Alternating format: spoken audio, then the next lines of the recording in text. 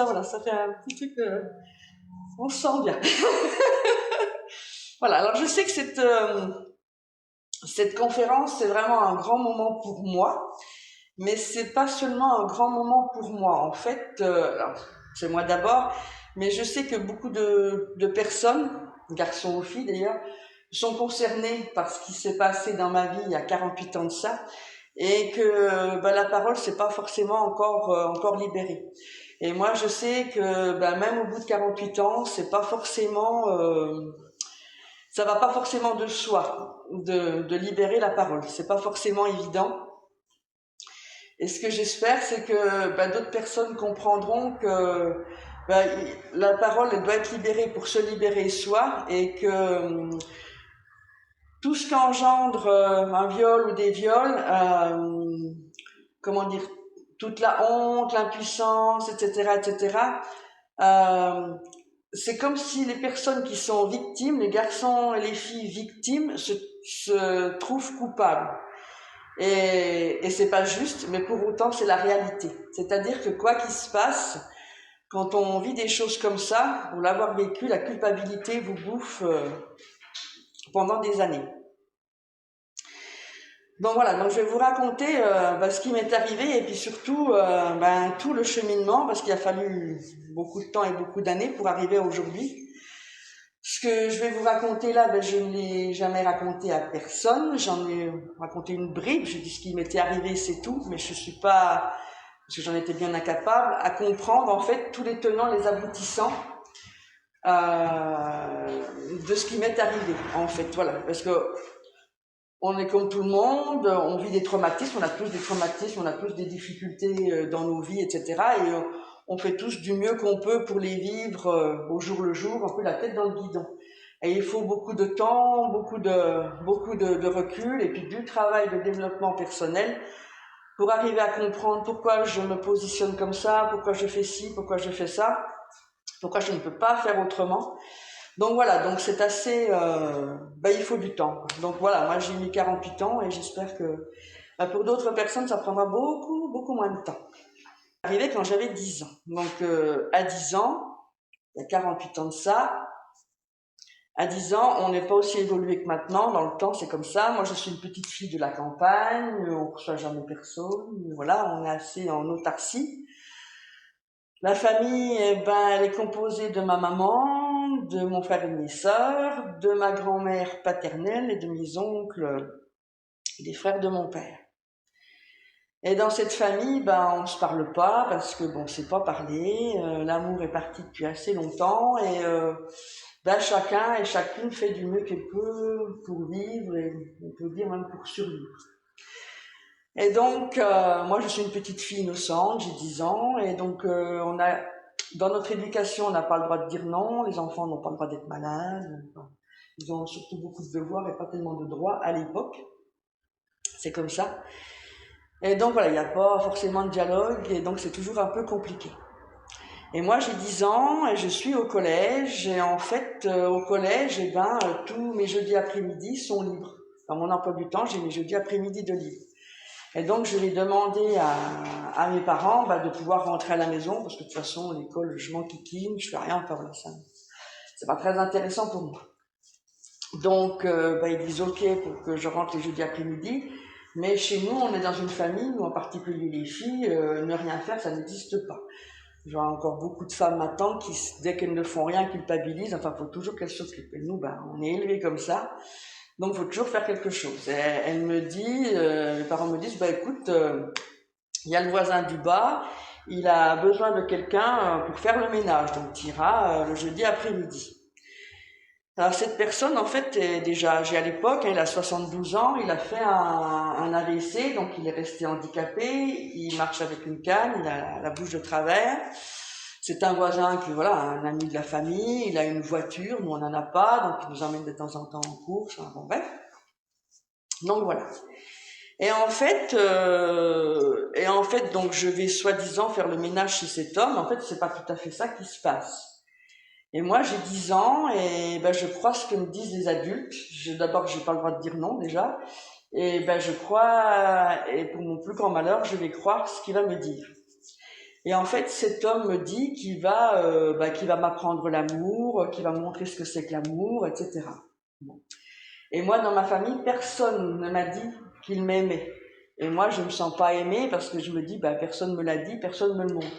Et cet homme-là me dit qu'il m'aime et qu'il va me montrer ce que c'est que l'amour. Alors, moi, je le crois. Je sens bien que c'est pas, il y a quelque chose qui va pas, mais je suis incapable de dire quoi. Je sais pas. Et du coup, les jeudis après-midi de toute l'année scolaire, j'irai contrainte et forcée.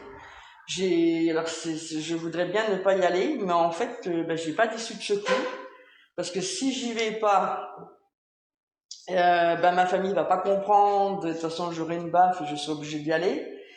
Si je raconte ce qui se passe, de toute façon, ils ne me croiront pas. Je serai une menteuse. Enfin bon, c'est même pas la peine d'y penser. Et donc tous les jeudis après-midi, je serai forcée d'y aller. Je sens bien qu'il y a quelque chose qui va pas, mais je suis bien incapable de savoir quoi. Je suis pas bien. Et voilà, alors je suis très naïve, je suis très innocente. Quand j'ai 10 ans, je ne connais rien de la vie. Mais je sais quand même certaines choses. C'est-à-dire que ma grande sœur m'a dit, à partir du moment où tu as des règles, tu peux tomber enceinte. Et moi, à 10 ans, je suis déjà formée. Alors, je ne sais pas du tout ce qui m'arrive, j'ai des seins qui poussent, je ne sais pas ce qui m'arrive, je voudrais bien arrêter, je ne comprends pas, mais personne ne m'explique, et voilà.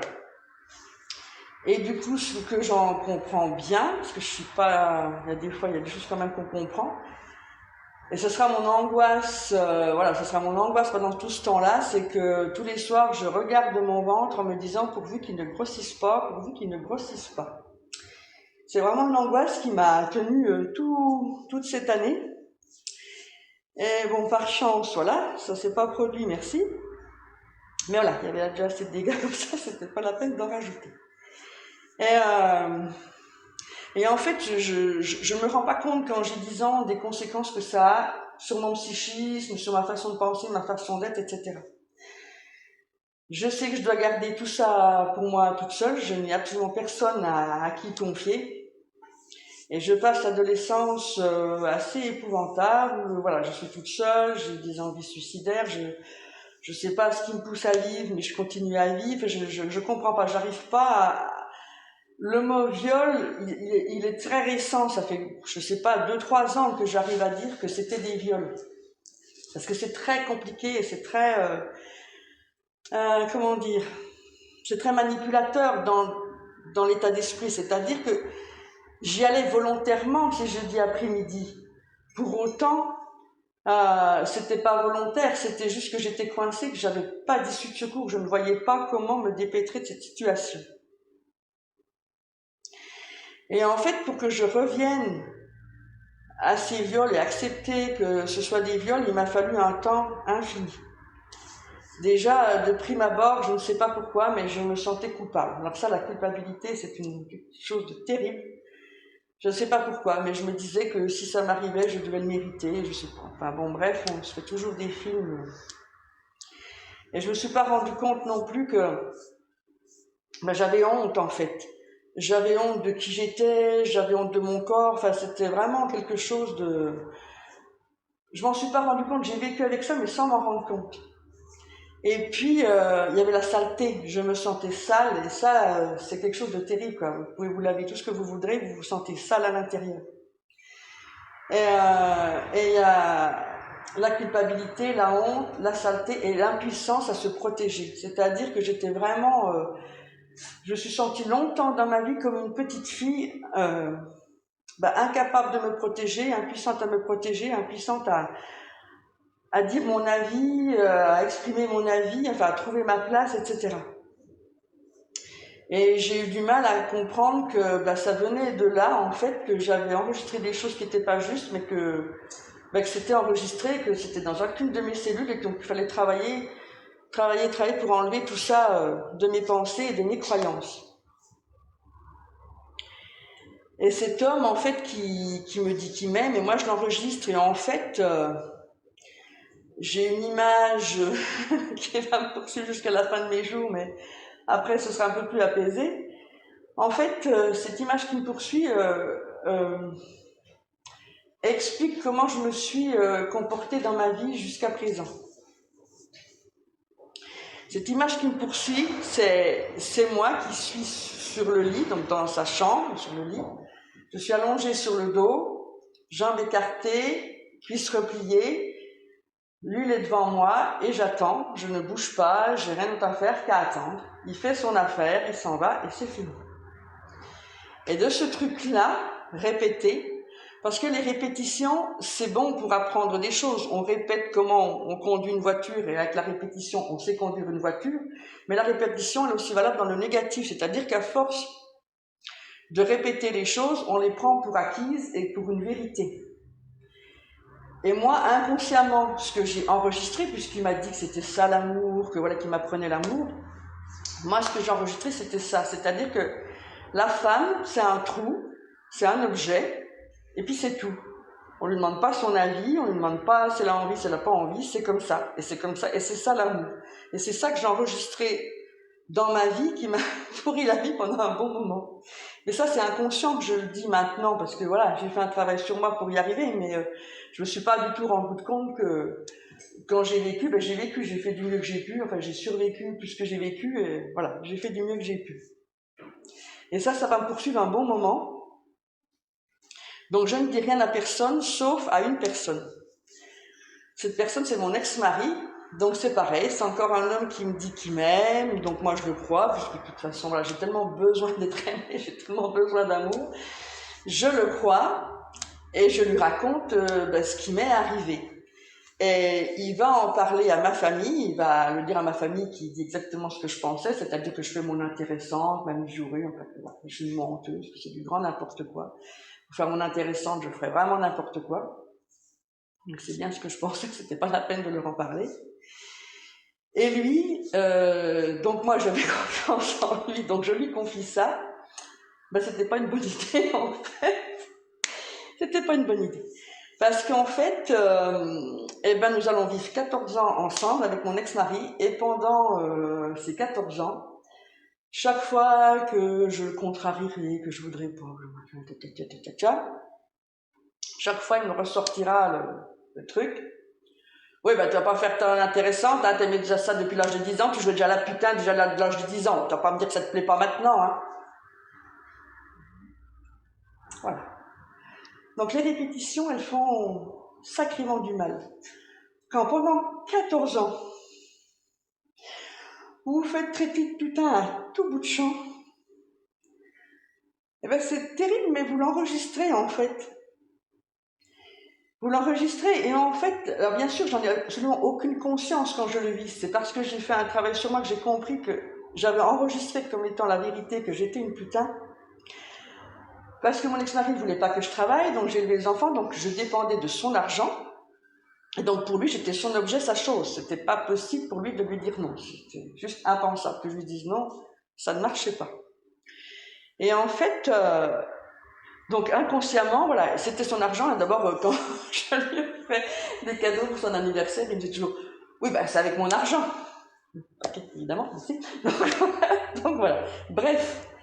Et en fait, pourquoi ça m'est resté inconsciemment de me comporter comme une putain, d'être une putain, c'est que cet homme qui m'a violée quand j'avais 10 ans, il me disait toujours, alors bien sûr qu'il fallait que ce soit secret, c'était notre secret, il fallait pas le dire à personne, ok, je comprenais pas, mais de toute façon, voilà, il sait ce qu'il dit. Et je me souviens dans cette chambre, donc il y a le lit, il y a lui, et il y a une armoire. Il me disait toujours, quand je serai mort, t'as des bons porteurs du Crédit Agricole, alors ça va rester, vraiment, c'est le truc, t'as des bons porteurs du Crédit Agricole, quand je serai mort, t'auras de l'argent, etc. Donc cet argent, Dieu merci, tout comme je n'ai jamais été enceinte, Dieu merci, je n'ai jamais touché cet argent, mais pour autant, le lien avec objet, la femme objet et l'argent, inconsciemment, ça avait fait son chemin dans ma tête, et inconsciemment, quand mon ex-mari me traitait de putain, inconsciemment, je l'acceptais quelque part. Je l'acceptais quelque part, inconsciemment, mais je l'acceptais. Et donc, j'avais une image de moi, évidemment, totalement, dévalorisée, oui, c'est le moins qu'on puisse dire. Donc voilà, le fait d'avoir eu ces viols, en fait, c'était vraiment, ça m'a empêché d'être une femme épanouie pendant très longtemps, la honte, l'impuissance, la culpabilité, mais c'était quelque chose de fou. Et en fait, comme mon ex-mari me disait toujours que j'étais OK pour ce qui m'était arrivé dans mes 10 ans, enfin voilà, que je l'avais cherché, bref, ben moi j'avais presque enregistré comme étant la vérité. Et en fait, quand j'ai divorcé, j'ai repris des études et à un moment j'ai repris des études d'aide-soignante. Quand on fait des études d'aide-soignante, on fait des stages et après on partage nos expériences de stage entre nous. Et à l'expérience de stage, j'ai une collègue aide-soignante qui raconte qu'elle a vu un infirmier psy foutre une baffe à un malade. Et donc elle l'a dénoncé. Elle l'a dénoncé, mais du coup ça a fait un pataquès pas possible parce que grosso modo, en fait, elle s'est retrouvée la coupable, quoi. Il aurait fallu qu'elle dise rien sur ces maltraitances qui se faisaient. Et on en a parlé, et donc ça a fait remuer beaucoup. La formatrice disait qu'elle avait raison, qu'elle avait appelé, qu'elle avait appuyé, que c'était pas normal, enfin voilà, que ça ne pouvait pas se passer et tout. Donc voilà, et moi j'écoute ça, et bon, j'écoute ça. Je rentre chez moi, je me pose à ma table de cuisine, et je ne vois rien venir et tout à coup je tape du poing sur la table et je dis je ne suis pas coupable. Et en fait j'ai 36 ans, ça fait 26 ans que je porte en moi ce poids de culpabilité et là ça tout sort, je ne peux pas m'empêcher de pleurer, ça sort à tous les bouts et je hurle et je crie je ne suis pas coupable. Ça fait 26 ans qu'au fond de moi j'avais accepté l'idée et je n'avais que 10 ans, j'étais une petite fille, j'étais innocente, je n'étais pas coupable. Et ça, c'est vraiment la culpabilité, mais ça vous ronge, ça vous fait un mal terrible. Et quand je me rends compte que j'arrête enfin de pleurer, de sortir tout ça, je me rends compte que ça fait 3/4 d'heure que je vide, mais que je me vide, mais que je me vide. Parce que vraiment, j'en fais gros sur la patate. Après, je continue à vivre du mieux que je peux. Et je me rends pas compte que j'ai encore des choses à travailler, que je n'ai pas compris, que mon comportement vient de ces viols répétés, où j'ai enregistré ces choses sans pouvoir m'en dépêtrer. Et en fait, ce qui va en rajouter encore une couche, c'est encore mon ex-mari. Parce que mon ex-mari, alors aujourd'hui, j'en parle comme ça, mais quand je le vivais, voilà. C'est toujours pareil avec le recul, on analyse les choses, mais quand on vit, on fait du mieux qu'on peut. En fait, mon ex-mari est ce qu'on appelle un obsédé du sexe, c'est-à-dire que je suis sa chose, je suis son objet, ça c'est clair, et pour lui c'est tous les jours. Donc il n'y a pas de vacances, pas de jours fériés, enfin bref. Et moi je le vis évidemment très mal, c'est une obligation, c'est vraiment le de conjugal, c'est juste pas possible quoi. Alors j'essaye une première fois de dire non. Et je suis toute jeune, j'ai 18 ans, je suis très naïve, l'amour va tout transformer, ma chérie. Et donc, je lui dis non, et là, en fait, à l'époque, il y a quelques années de ça, il y a beaucoup de westerns à la télévision, et en fait, dans les westerns, moi je comprenais jamais pourquoi les gens qui se bagarrent, ils saignaient toujours des lèvres, etc. Je me dis, bon, c'est bizarre, ils se bagarrent, mais je comprends pas pourquoi ils saignent des lèvres. Mais bon, ça fait western, ça fait mal, ça fait bagarre. Ce jour-là, je l'ai compris. Parce qu'en fait, quand vous recevez un coup de poing, vous avez des dents qui s'appellent des incisives, qui sont faites pour couper, trancher la chair. Et en fait, le coup de poing, il va méchamment mettre la lèvre, qui va rencontrer les dents méchamment, et ça va vous couper les lèvres, et donc vous allez saigner.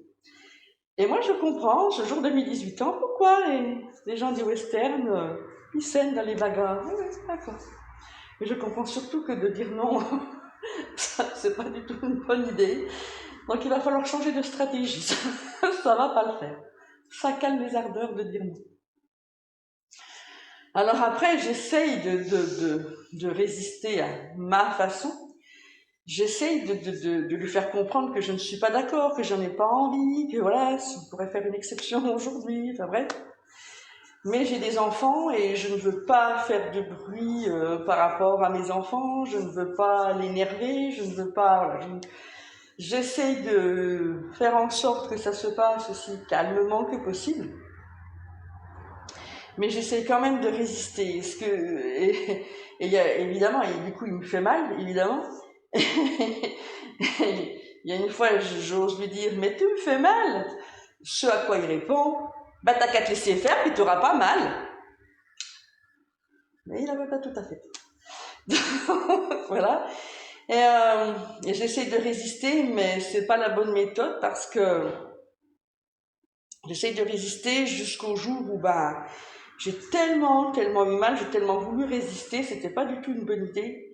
Et en fait, j'ai tellement mal que je ne peux pas m'asseoir sans avoir mal. Et là, c'est sûrement une des rares nuits où j'ai passé la nuit sur le canapé. Et je l'entends dire, non mais viens, allez, viens, arrête, viens, je te toucherai pas, viens donc. Non. Alors s'il y a une chose que j'ai bien compris, c'est que tu es bien incapable de pas me toucher. Non, là j'ai juste trop mal, c'est juste pas possible. C'est bien une des rares nuits où j'ai resté sur le canapé, tellement c'était pas possible. Bon, dire non, ça va pas, pas se laisser faire, ça va pas, alors comment je peux faire pour m'en sortir? Il n'a pas tout à fait tort, en fait, se laisser faire. Oui, se laisser faire, parce que moi, ça fait pas mal, et puis c'est un mauvais moment à passer, laisse faire, quand il aura fini, il aura fini. Alors ça, c'est une chose importante. Parce que c'est pas parce qu'on se laisse faire qu'on est consentante. C'est une protection, parce qu'on peut pas faire autrement. C'est juste une protection pour ne pas s'abîmer plus, parce que déjà les dégâts psychologiques sont énormes. Alors s'il faut en plus gérer les dégâts physiques, c'est un peu difficile. Donc oui, je me laisse faire. C'est pas pour autant que j'apprécie, mais je n'ai pas le choix. Je veux pas faire de bruit par rapport à mes enfants, je ne veux pas l'énerver, donc voilà. Et quand on entend des violeurs, alors je parle pour des viols au niveau adulte, je parle pas au niveau enfant. Quand on entend des violeurs au niveau adulte dire « bon, elle était consentante, hein, j'ai bien vu qu'elle mouillait, etc., etc. » Alors moi, je ne suis pas du tout d'accord. Ça n'est pas parce que les filles mouillent qu'elles sont d'accord. C'est juste une protection. Parce que si elles ne se protègent pas, non seulement le dégât psychologique va être énorme, elles en mettront des années à s'en remettre, mais en plus, il y a des dégâts physiques. Et il y a toujours l'espoir, parce que heureusement que l'être humain a de l'espoir, il y a toujours l'espoir de se dire, mais un jour, peut-être un jour, je rencontrerai quelqu'un qui sera gentil avec moi, et je ne voudrais pas que mon corps soit abîmé, que je ne puisse pas me servir de mon corps si ça arrive un jour. Et c'est juste une protection pour ne pas avoir mal physiquement, ça n'est en rien un consentement. Et ça, j'y tiens par-dessus tout, pour moi, c'est non négociable. Non négociable. Donc voilà, j'ai vécu 14 ans là-dedans. Ça a fait encore bien des dégâts. Et en fait, je me suis rendu compte il n'y a pas longtemps que j'ai vécu 14 ans comme ça et que ensuite, pour me laver un peu de tout ça, pour nettoyer un peu de tout ça, en fait, quand j'ai divorcé, j'ai dit les hommes c'est fini, on va tout arrêter. Les hommes c'est pas pour moi, je resterai seule toute ma vie, c'est pas grave, mais je préfère rester seule qu'être mal accompagnée, c'est bon, j'ai ma dose des hommes, on n'en parle plus. Et en fait, je resterai 14 ans toute seule, mais ça me manque pas du tout, j'ai mes enfants élevés, j'ai d'autres choses à faire. Et je me rendrai compte que pour soigner 14 ans d'obligation, je mettrai 14 ans d'abstinence, en fait. C'est inconscient. Quand j'ai fait un travail sur moi, c'est ce que j'ai compris, mais quand je l'ai vécu, évidemment, je ne comprenais rien, je vivais ce que j'avais à dire. Et en fait, il m'a fallu beaucoup de temps pour accepter de revenir à ce traumatisme. Et j'ai commencé un travail de développement personnel il y a quelques années, il y a 4 ans, en devenant moi-même magnétiseuse, en étant moi-même dans l'apprentissage de ce travail de développement personnel. Et pour soigner mes blessures, il a fallu revenir là où ça faisait mal. Il n'y avait pas d'autre façon que pour soigner ces blessures, il faut revenir là où ça fait le plus mal. Mais c'est pas pour se faire mal, pour le plaisir de se faire mal, c'est pour mettre de la lumière dans son côté sombre, dans ses traumatismes, y remettre de l'amour et de la lumière. Et moi, pour me guérir, en fait, j'ai dû revenir nombre de fois, revoir cette petite fille, cette petite Claudine de 10 ans, pour la rassurer, pour lui dire que vraiment, elle était innocente, elle n'avait pas le choix, et que c'était vraiment une petite fille courageuse, fière, qui a tout gardé pour elle, qui a tout protégé tout le monde en gardant tout pour elle, pour ne pas faire de vagues, pour ne pas faire de mal à personne. Et que voilà, le nombre de fois j'y suis retournée pour soigner l'impuissance, pour soigner la saleté, pour soigner la honte, pour soigner la culpabilité. Il a fallu revenir à chaque fois, mais pour en sortir toujours plus libre. Et je pensais avoir tout nettoyé, bien sûr. Et Noël l'année dernière, tout se passe bien. Noël, je passe avec mes enfants, mes petits-enfants, enfin vraiment, c'est super Noël. Et une douleur m'arrive, et je comprends pas pourquoi une douleur m'arrive. La douleur arrive tout le bas du dos, sur le ventre, et voilà, et je mets un temps un petit peu, pas infini, à comprendre ce que c'est cette douleur. Mais je sais une chose, c'est arrivé le jour de Noël, le jour où je vais comprendre cette douleur et je vais m'en libérer, ce sera le plus merveilleux cadeau de Noël que je peux me faire à moi. Et je comprends, j'ai vraiment mal au dos en janvier-février de cette année, c'est horrible comme j'ai mal au dos à un tel point que je vais au travail, mais je suis obligée de m'arrêter au travail tellement j'ai mal au dos, je suis pliée à genoux, c'est horrible. Et j'arrive chez le médecin et je lui dis, je sais ce qui m'arrive, je dis, je sais, j'ai eu un traumatisme de viol quand j'étais toute petite et je sais ce que mon corps me dit. Mon corps me dit, maintenant ça suffit, tu as gardé pendant 48 ans de silence, il est temps. Il est temps de libérer la parole. Et je lui dis au médecin, je sais que les médicaments me seront d'aucun secours. Il n'y a que moi qui peux me guérir. Il n'y a que moi qui peux me guérir. En libérant la parole. Et il me dit, il faut aller voir un psychologue, etc. Je dis, oui, mais je sais très bien que ça ne sert à rien. Je sais parfaitement où j'en suis. Et j'ai beau demander de l'aide à des amis, etc. Ça ne marche pas parce que je sais qu'il y a une seule personne qui peut m'aider, c'est moi. Je sais que malgré tout l'amour que j'ai autour de moi, tous les gens qui m'aiment et qui veulent mon bien, il n'y a que moi qui peux me guérir. Et la seule façon de vraiment libérer la parole, c'est de faire cette conférence d'aujourd'hui. Et j'ai beau savoir que cette conférence, elle est juste, j'ai beau savoir que cette conférence va me libérer, et pas seulement que moi, elle est pourtant pas facile.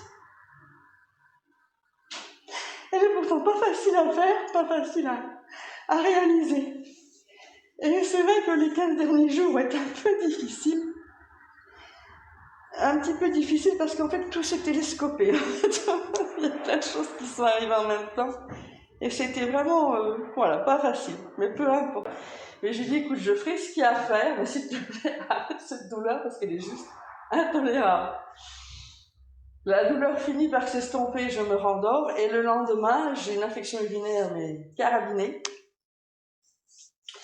Et je me dis, bon, ça va passer, ça t'a peur, bon, je sais pas de quoi, mais ça va passer. Et en fait, il me faut du temps pour comprendre qu'est-ce que c'est encore que ce message que je n'ai pas compris. Et en fait, une infection urinaire, en fait, la vessie, c'est le symbole du territoire. C'est-à-dire que les animaux, ils marquent leur territoire en urinant, voilà. Et en fait, moi, j'avais peur par rapport à un territoire. Mais quel territoire? J'ai dit, ouais, c'est gentil, d'accord, j'ai peur, le territoire, mais quel territoire? Et en fait, le territoire qui me faisait peur, mais qui me faisait vraiment flipper, c'est le territoire du bonheur, c'est le territoire de lâcher prise, c'est le territoire de s'abandonner à la vie, au bonheur de la vie, aux belles rencontres, et arrêter de penser, arrêter de mentaliser, arrêter de me dévaloriser, et profiter de la vie.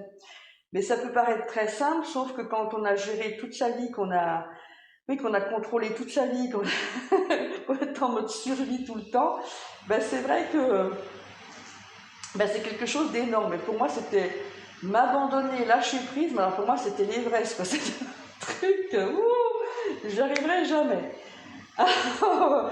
Et voilà, et il m'a fallu 9-10 mois, la preuve aujourd'hui on est au mois d'octobre, pour arriver cette fois à comprendre tous les tenants, tous les aboutissants qui partaient de ces viols, pour arriver effectivement à cette fois, par la libération de la parole, être vraiment cette fois une femme totalement libre dans tous les sens de la vie. Libre d'être elle-même, libre d'être une thérapeute à temps plein, libre d'avoir soigné ses blessures et de vivre sa vie enfin et pas un petit bout de vie pour pas faire de bruit, voilà, et vivre comme ça. Et donc voilà, donc c'est vrai que cette conférence c'est un bel enjeu, c'est un bel envol. Et à la brasserie Papillon, je crois que le symbole est vraiment, est vraiment super. Il me reste à vous remercier de votre patience, de votre écoute, de votre attention et de votre présence chaleureuse qui m'a fait beaucoup de bien.